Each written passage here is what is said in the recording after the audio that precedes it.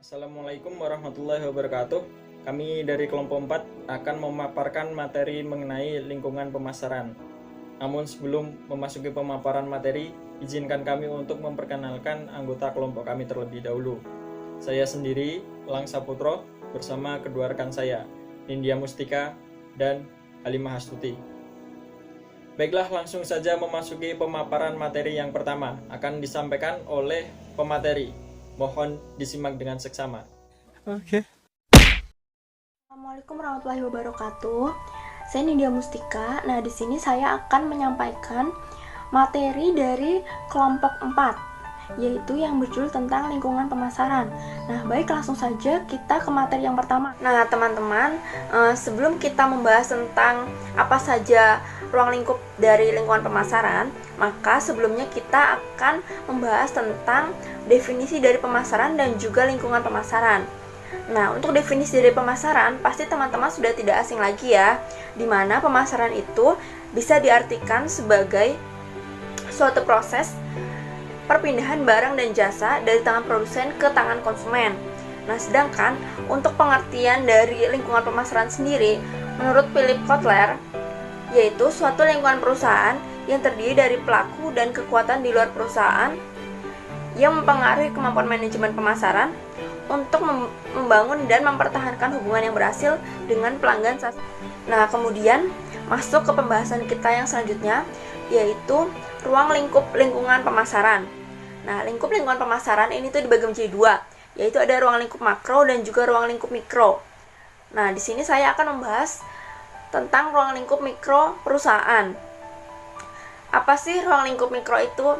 Nah, ruang lingkup mikro perusahaan itu bisa diartikan sebagai faktor-faktor di sekitar perusahaan yang memberikan pengaruh secara langsung dan cukup kuat pada perusahaan dalam proses pengambilan keputusan pemasaran serta mempengaruhi kemampuannya untuk melayani pelanggan.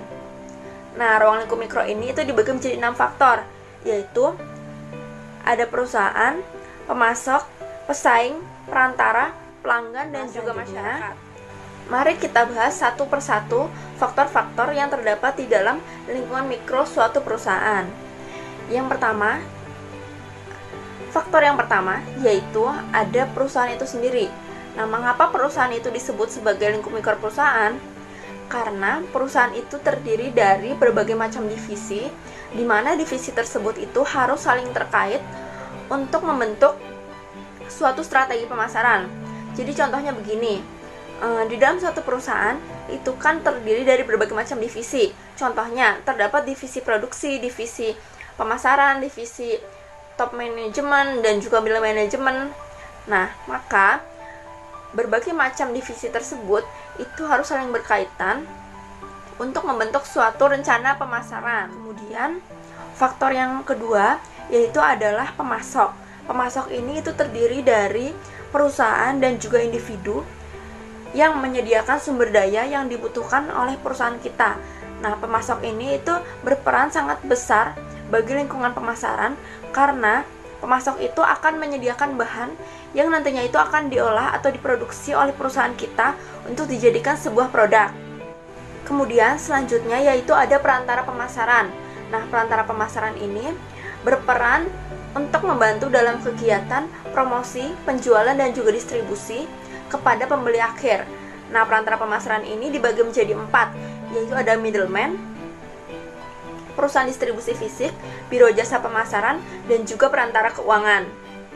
Kita bahas satu-satu poin dari perantara pemasaran ini. Nah, perantara pemasaran yang pertama yaitu ada middleman.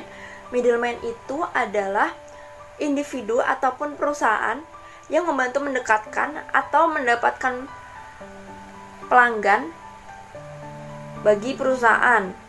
Nah, middleman ini itu dapat berupa penjual grosiran ataupun eceran yang biasa kita sebut dengan reseller. Kemudian perantara pemasaran yang selanjutnya yaitu ada perusahaan distribusi fisik. Nah, perusahaan distribusi fisik ini membantu perusahaan untuk memindahkan dan menyediakan barang dari satu lokasi ke lokasi yang lainnya. Nah, distribusi fisik ini itu juga dikenal dengan adanya istilah pergudangan dan juga perusahaan angkutan. Nah, pergudangan itu adalah suatu perusahaan atau suatu tempat yang menyimpan barang sebelum dipindah ke tujuan selanjutnya. Nah, untuk perusahaan angkutan itu terdiri dari kereta api, perusahaan pesawat terbang, kapal tongkang, dan juga alat transportasi lainnya yang berperan untuk memindahkan suatu barang dari satu perusahaan ke perusahaan yang lainnya. Nah, perantara pemasaran yang ketiga yaitu ada Biro Jasa Pemasaran. Biro Jasa Pemasaran ini itu terdiri dari perusahaan riset, biro iklan, perusahaan media, dan juga perusahaan konsultan pemasaran, di mana perusahaan-perusahaan itu akan membantu perusahaan untuk mencari sasaran dan mempromosikan produknya ke pasar yang tepat. Kemudian, perantara pemasaran yang terakhir yaitu ada perantara keuangan. Nah, perantara keuangan ini itu terdiri dari lembaga-lembaga keuangan seperti bank, perusahaan kredit, perusahaan asuransi, dan juga perusahaan lainnya, yang mana perusahaan-perusahaan itu akan menyediakan dan juga membantu dalam transaksi keuangan perusahaan, serta akan menjamin dan menanggung resiko yang akan dialami oleh perusahaan. Nah, teman-teman, kemudian kita kembali lagi ya ke lanjutan dari ruang lingkup mikro pemasaran. Nah, dimana tadi kan kita baru sampai ke poin ketiga. Nah, sekarang kita masuk ke faktor yang keempat, yaitu ada pelanggan. Nah, pelanggan ini itu dibagi menjadi 5 macam pasar, yaitu ada pasar konsumen, pasar bisnis, pasar penjual perantara, pasar pemerintah, dan juga pasar internasional. Nah, kita akan membahas satu persatu dari pasar ini. Nah, yang pertama yaitu ada pasar konsumen. Nah, pasar konsumen ini itu terdiri dari perorangan dan keluarga yang membeli barang dan jasa untuk konsumsi pribadi. Jadi pasar konsumen ini itu juga disebut dengan pembeli akhir atau seperti kita yang membeli di suatu swalayan atau warung. Nah, jenis pasar pelanggan yang kedua yaitu ada pasar bisnis. Nah, pasar bisnis ini yaitu di mana sebuah perusahaan itu membeli barang dan jasa yang akan digunakan untuk pemrosesan lebih lanjut atau digunakan dalam proses produksi suatu perusahaan. Nah, jadi contohnya misalnya suatu perusahaan pembuat mie instan itu membeli tepung terigu dari perusahaan tepung. Nah, itu perusahaan mie instannya itu disebut dengan perusahaan bisnis. Nah, selanjutnya pasar pelanggan yang ketiga yaitu ada pasar penjual perantara. Nah, pasar penjual perantara ini itu sama seperti yang sudah dijelaskan sebelumnya, yaitu bisa disebut dengan reseller karena mereka itu membeli barang dan jasa untuk dijual kembali demi mendapatkan keuntungan atau laba. Nah, kemudian yang keempat yaitu ada pasar pemerintah. Nah, pasar pemerintah ini itu terdiri dari badan-badan pemerintah yang membeli barang dan jasa untuk menghasilkan pelayanan umum. Contohnya seperti kantor Disdukcapil. Nah, kantor Disdukcapil itu membeli kertas dan juga berbagai macam alat tulis dari suatu perusahaan yang nantinya itu akan digunakan sebagai pelayanan umum bagi masyarakat. Nah, kemudian jenis pasar yang terakhir yaitu ada pasar internasional. Nah, pasar internasional ini itu terdiri dari para pembeli di negara lain, termasuk konsumen, produsen, penjual perantara, dan juga pemerintah yang terdapat di negara lain. Nah, lingkup mikro yang selanjutnya yaitu ada pesaing. Nah, pesaing itu merupakan perusahaan-perusahaan lain yang terdapat di sekitar perusahaan kita yang menghasilkan produk yang serupa ataupun produk substitusi, di mana produk-produknya itu suatu saat dapat menggantikan produk dari perusahaan kita. Nah, sehingga pesaing-pesaing itu harus dapat diminimalisir atau bahkan dikalahkan agar tidak mengancam keberlangsungan perusahaan. Nah, cara terbaik perusahaan untuk memenangkan persaingan yaitu adalah dengan mengambil sudut pandang pelanggan atau customer, seperti yang sudah dijelaskan oleh Bu Desi pada pertemuan 2 minggu yang lalu, di mana suatu pemasar yang baik itu dia dapat mengambil konsep pemasaran terhadap konsumen. Nah, di mana apabila konsumen itu sudah teredukasi dengan produk milik perusahaan kita, maka dengan sendirinya konsumen tersebut akan tergerak untuk mengkonsumsi atau membeli produk kita. Karena apa yang ia inginkan dan ia butuhkan sudah ada di dalam produk kita. Lingkup pemasaran mikro yang terakhir yaitu ada masyarakat umum. Nah, masyarakat umum ini itu merupakan sekelompok peminat nyata atau yang masih terpendam atau memberikan dampak terhadap kemampuan suatu perusahaan untuk mencapai tujuan. Nah, jadi masyarakat umum ini itu bisa bertindak sebagai pendukung ataupun penghambat bagi perusahaan kita untuk mencapai tujuannya. Nah, kalau masyarakat umum itu bertindak sebagai pendukung, di sini contohnya masyarakat umum itu sebagai konsumen. Nah, berarti masyarakat itu kan mendukung perusahaan kita untuk berkembang dan juga lebih maju lagi. Nah, tetapi kalau masyarakat umum ini bertindak sebagai penghambat, contohnya itu seperti masyarakat membentuk kelompok-kelompok kepentingan. Nah, di mana kelompok-kelompok kepentingan itu nantinya akan membentuk regulasi ataupun peraturan dalam masyarakat yang mana nantinya itu akan menghambat perusahaan kita untuk berkembang lebih jauh lagi. Sekian presentasi dari saya. Untuk materi selanjutnya akan dijelaskan oleh Mbak Halimah. Assalamualaikum warahmatullahi wabarakatuh. Perkenalkan, nama saya Nina. Di sini saya akan menjelaskan ruang lingkup dari lingkungan makro. Yang pertama itu ada lingkungan demografi, terus ada lingkungan ekonomi, terus ada lingkungan fisik alamiah, ada lingkungan sosial budaya, ada lingkungan politik dan hukum, dan yang keenam itu ada lingkungan demografi. Maksud saya ada lingkungan teknologi. Nah, yang pertama itu lingkungan demografi di sini yaitu yang pertama berkaitan dengan perubahan penduduk. Perubahan penduduk itu seperti apa sih? Perubahan di sini yang dimaksud adalah jika penduduk bertambah atau berkurang, maka permintaan akan suatu barang dan jasa juga akan mengalami kenaikan atau bahkan penurunan. Terus yang di sini juga ada pergeseran umur penduduk. Yang dimaksud di sini adalah suatu pasar itu menargetkan sasarannya sesuai usianya. Terus yang ketiga di sini ada distribusi pendapatan. Distribusi pendapatan yang dimaksud yaitu konsumen dengan pendapatan tinggi dan konsumen dengan pendapatan rendah akan mempengaruhi permintaan barang dan jasa yang istimewa ataupun khusus. Terus yang keempat di sini ada perpindahan geografis penduduk. Perpindahan geografis penduduk yang dimaksud adalah jika banyaknya tingkat perpindahan penduduk, maka permintaan suatu barang dan jasa yang lebih praktis itu akan lebih diminati. Terus yang kelima itu ada tingkat pendidikan. Semakin tinggi tingkat pendidikan, maka pola konsumen dalam memilih barang dan jasa juga akan semakin tinggi. Terus yang kedua itu ada lingkungan ekonomi. Lingkungan ekonomi di sini yang pertama adalah tahapan siklus bisnis. Yang dimaksud tahapan siklus bisnis di sini yaitu perekonomian itu dapat diklarifikasikan apakah sedang mengalami regresi, peningkatan, atau penurunan, atau bahkan kebangkrutan. Terus yang kedua ada gejala inflasi dan deflasi. Nah, jika suatu barang dan jasa itu mengalami inflasi, maka perusahaan harus mengendalikan upah dan biaya ataupun harga barang tersebut. Terus yang ketiga ada kebijakan keuangan. Kebijakan keuangan di sini yaitu berkaitan dengan tingkat suku bunga atau mata uang asing yang biasa disebut falas. Terus yang keempat juga ada kebijakan fiskal. Kebijakan fiskal di sini yaitu kayak seperti tingkat perpajakan dari yang ditetapkan oleh pemerintah bagi perusahaan ataupun perorangan.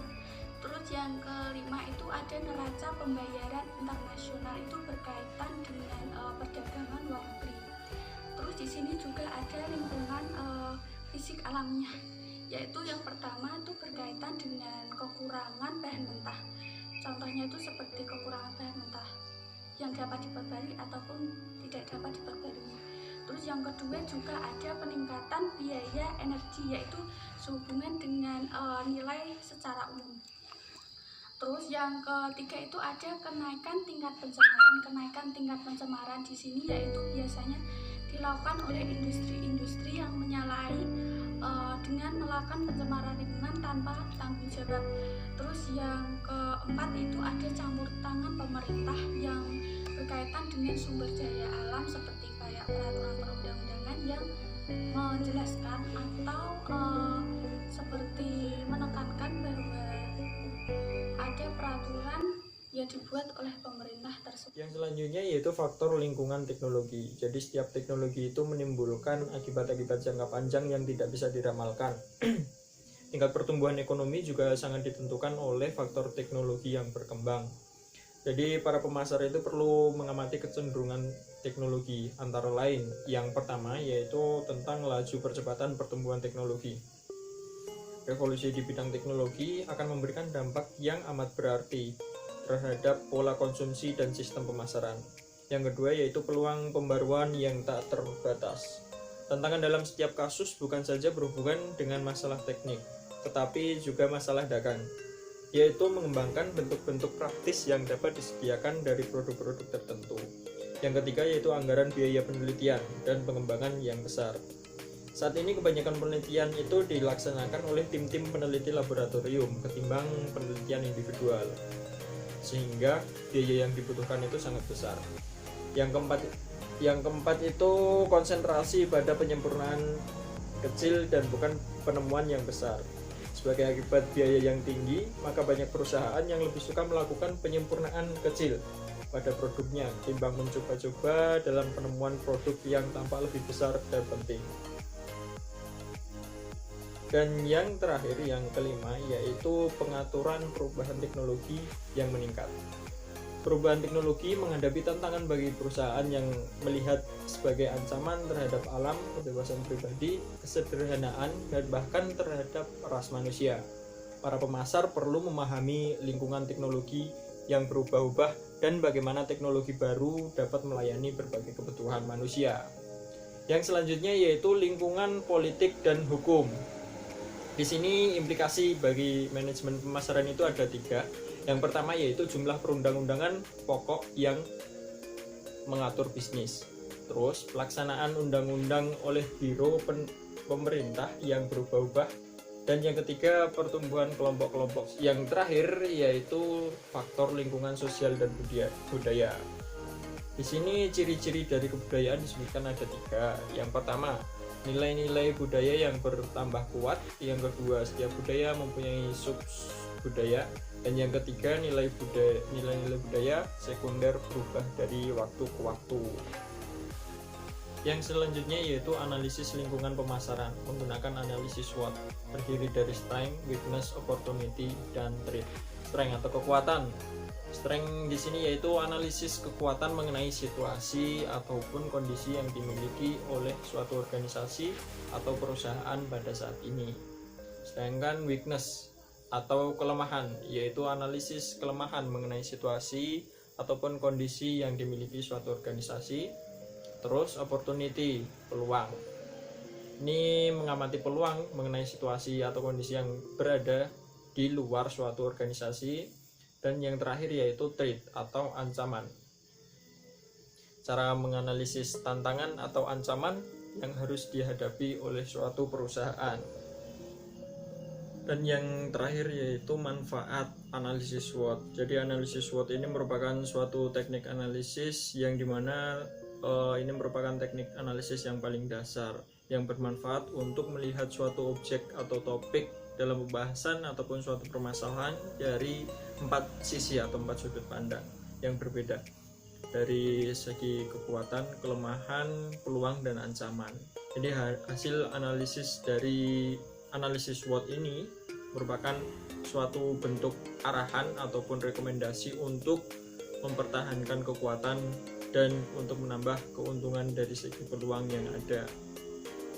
Jadi dari pembahasan analisis SWOT tersebut merupakan suatu instrumen yang bermanfaat dalam merumuskan suatu strategi apa yang baik bagi perusahaan.